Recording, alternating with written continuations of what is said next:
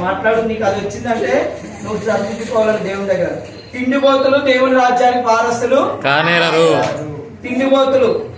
తిండిపోతులు దేవుని రాజ్యానికి వారసులు కారు. ఇప్పుడు మరి తాగుబోతుడు అక్కడ తాగుబోతులు కూడా దేవుని రాజ్యానికి వారసులు కాదు.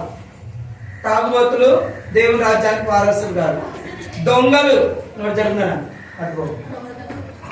దొంగలు కూడా దేవుని రాజ్యానికి వారసులు కాదు. దొంగతనాలు అంటే మరి నాన్న దగ్గర అమ్మ దగ్గర అబద్ధాలు ఆడి చెడ్డ మాటలు వాళ్ళకి ఫీజు కట్టకుండా ఫీజు కడుతున్నామని చెప్పి తర్వాత వాళ్ళ పర్సులెట్వి వీళ్ళ పర్సులెట్వి ఇంట్లోటివి ఎక్కడెక్కడో పెట్టిన డబ్బులు తీసుకొని దొంగతనం చేసే వాళ్ళందరూ కూడా దేవుని రాజ్యానికి వారసులు కాదు. ఎక్కడ పోతావు? నరకానికి పోతావు. మనసుని పట్టుకోవాలని దేవుడు నీకు ఇచ్చినాడు. ఏమి ఇదేంటి?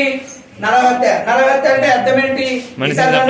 చంపేవాడు, హత్య చేయడం, ప్రాణాలు తీయడం అంటే బైబిల్లో ఏం చెప్తుంది? నరహత్య చేయకూడదు అని చెప్తుంది. కానీ నరహత్య చేస్తే పరలోకానికి వెళ్ళాడు. మనుషులను మరి మాటలతో చంపకూడదు. అర్థమైందా? మార్పు రావాలి. బాగా వినాలి. వీడేంటి? అంటే ఇతరుల సొమ్మును కాజేసేవాడు అన్నమాట. ఇతరులను నాశనం చేసేవాడు, పేకాట ఇలాంటి. కానీ దేవుడు నిన్ను నన్ను ప్రేమిస్తున్నాడు. అయితే దేవుడు ప్రేమించి దేవుడు ప్రేమించి నిన్ను నన్ను ప్రేమించి మరి అద్భుత రీతిగా ఒక నెంబర్ ని భరత్కు దేవుడు గిఫ్ట్ గా ఇచ్చాడు. ఒక నెంబర్ ని దేవుడు గిఫ్ట్ గా ఇచ్చినాడు. అయితే ఈ నెంబర్ ని దేవుడు ఇచ్చినాడు భరత్కు. దేవుడే ఒక మనిషి ఇచ్చినాడు. నేను ప్రేమతో ఇస్తున్నా ఈ గిఫ్ట్.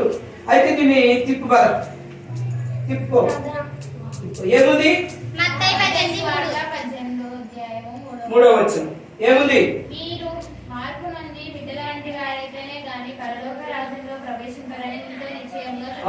దేవుని రాజ్యం చేరాలి అంటే మార్పు నంది మీరు బిడ్డల వంటి వారైతేనే దేవుని రాజ్యంలో ప్రవేశించాలి. ఇప్పుడు దేవుని రాజ్యం కావాలా లేకపోతే నరకం కావాలా? వీళ్ళంతా నరకానికి వెళ్ళిపోతారు.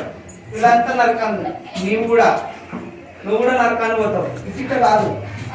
ఏమి నరకం అనేది అగ్ని ఆరదు, పురుగు చావదు. అగ్ని ఆరదు, నిజంగా ఉంటది. ఇప్పుడు అక్కడ మండుతుంది కదా, అక్కడ వేడుకుంది కదా. మీరందరూ ఇవన్నీ తీసుకుంటాను. తలా ఒక నిప్పు పట్టుకొని రాపండి. పెద్ద నిప్పు పట్టుకొని పట్టుకొస్తాయి. బొబ్బలు పోతాయి. ఎందుకంటున్నావు బొబ్బలు పోతాయి? శరీరం కాబట్టి. నీ ఆత్మ కూడా నరకంలో పడుతుంది.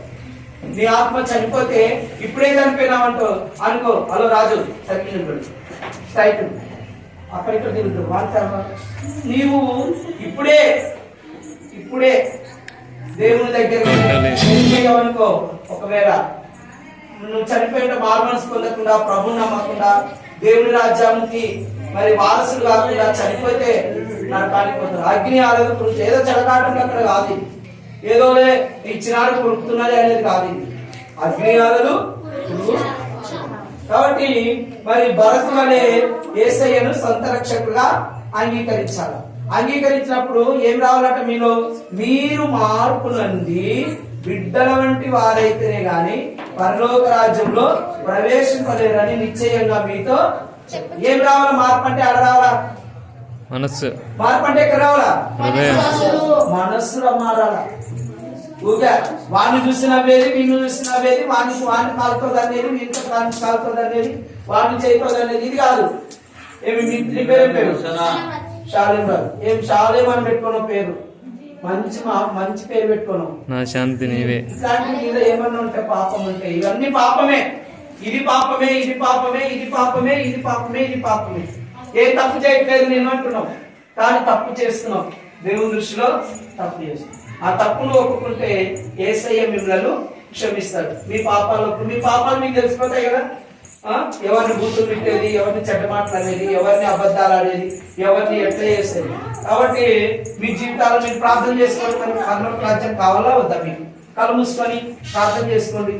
మీ జీవితాల్లో కళ్ళు మూసుకోండి. కళ్ళు మూసుకొని ప్రార్థన చేసుకోండి.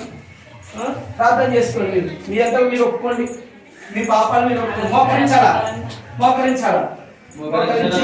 మోకరించి ప్రార్థన చేసుకోండి. యేసయ్యా నీ పాపిని, నన్ను క్షమించు. నన్ను కళ్ళు మూసుకో, కళ్ళు మూసుకో, కళ్ళు మూసుకొని నువ్వు నరకానికి పోతావు. నువ్వే నరకానికి పోయేది, నేను కాదు, పాస్టరే కాదు, ఎవరు కాదు. నరకానికి పోయేది నీవే.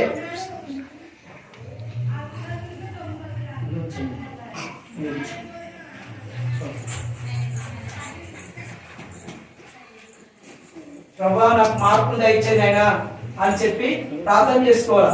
విన్న పిల్లలు మీరు కూడా మరి మీలో ఏమైనా అట్లాంటి దొంగతనం చేసేది, ఇతరులను హత్య చేసేది, అబద్ధాలు ఆడేది ఏదైనా ఉంటే యేసయ్యా నన్ను క్షమించిన ఆయన అని చెప్పి ప్రార్థన పూర్వకంగా సిద్ధపడాలి.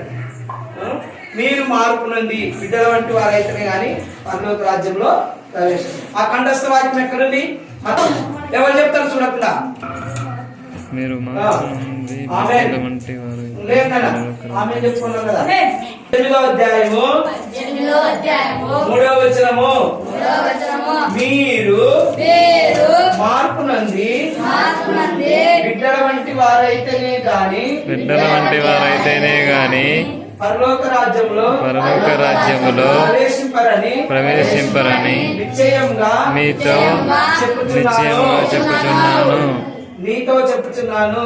నిశ్చయంగా చెప్పుచున్నాను. ఓకే, ఎవరు చెప్తారు?